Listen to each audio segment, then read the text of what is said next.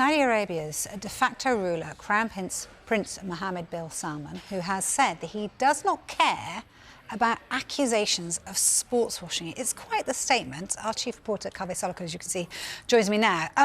It seems like this is a very rare interview as well. We never really hear from him, do we, at all? No, he is effectively the ruler of Saudi Arabia. He's the Crown Prince. His father is the king, but he basically runs Saudi Arabia. And he's been the real driving force behind this strategy we've seen from Saudi Arabia of investing in sports, both home and abroad. So we've seen them invest in football, boxing, Formula One, golf, tennis. The list is endless.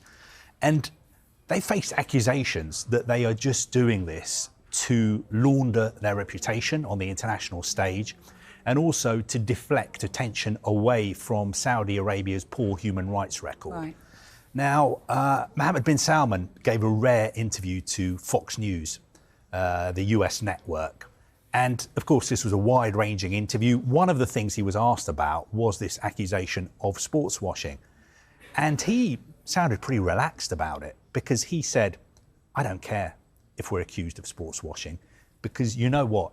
It's good for us and it's good for our economy. He said that it already accounted for 1% of Saudi Arabia's GDP, and they were aiming for it to account for another 1.5% of Saudi Arabia's GDP. So it was quite remarkable to hear him talk so openly about sports washing. But of course, there are two sides to the story. People inside Saudi Arabia connected to the regime would say, look, this is all about diversifying our economy. But of course, critics will say this is all about sports washing and laundering your reputation. If somebody's sat at home and thinking, this term's used a lot, what does it actually mean? Break sports washing down for us. Basically, what it means is that you use sports to change your reputation or the way you're seen around the world. So a couple of years ago, if me and you were sitting here talking about Saudi Arabia, we would be talking about the fact that it was a ultra-conservative, closed-off state that had an extremely poor human rights record and a very repressive government. Obviously, the government of Saudi Arabia don't want us to be talking in those terms. They would much rather me and you sit here and talk about Cristiano Ronaldo, Neymar, are they going to sign Kylian Mbappe, the Formula One Grand Prix in Saudi Arabia, the fact that they're buying into golf, the fact that they want to host the World Cup, the fact that the FIFA Club World Championships is going to be held in Saudi Arabia this December. So for them, it changes the narrative. It changes the way they're seen around the world.